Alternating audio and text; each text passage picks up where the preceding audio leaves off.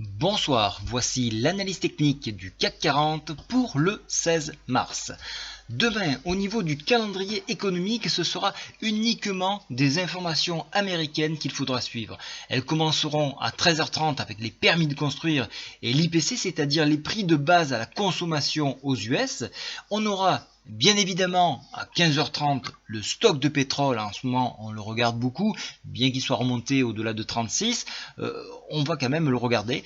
Et le soir, alors là c'est le bouquet, on a la FONC qui parlera donc du taux, la Fed avec le discours de Yellen, tout ça autour de 19h30.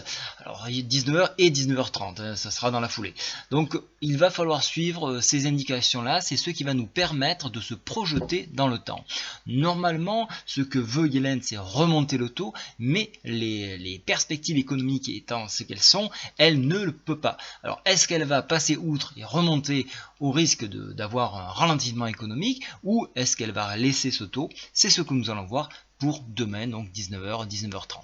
Voilà, donc maintenant parlons du CAC 40, vous l'aurez bien compris, on va attendre cette nouvelle, donc on risque d'avoir une journée assez flat, c'est-à-dire une journée plate. Alors regardez, on s'est appuyé ici sur la MM7, on est venu la chercher. Alors ceux qui l'ont joué, tant mieux. Personnellement, j'ai très peu scalpé aujourd'hui puisqu'il n'y avait pas grand chose à faire sur les marchés. Le marché est attentéiste. On attend donc, comme je vous le disais, la Fed. Donc appui sur la MM7 4449 pour un éventuel rebond en contact donc du PTI 4547 qui n'a pas bougé lui aussi.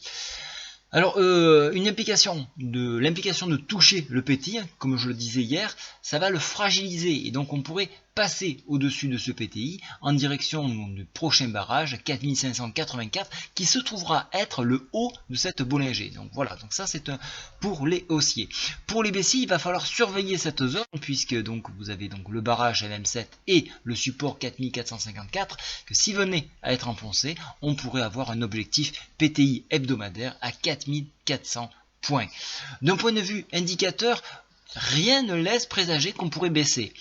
Alors, au vu de cette consolidation que nous avons eue il y a quelques jours, de ce rattrapage ici avec retracement de cette grande bougie ici à hauteur de 50%, donc on a consolidé et on peut se permettre effectivement de rebondir. Mais encore une fois, tout va dépendre de ce que va dire la Fed. Donc, personnellement, je vais jouer un scalp, mais je ne laisserai pas des positions jusqu'à demain puisqu'il y a cette incertitude, une incertitude que nous ne pouvons traduire dans les cours au travers de graphiques. Donc il va falloir regarder les fondamentaux et ça c'est important. Voilà, je vous souhaite à tous une très bonne soirée. Au revoir.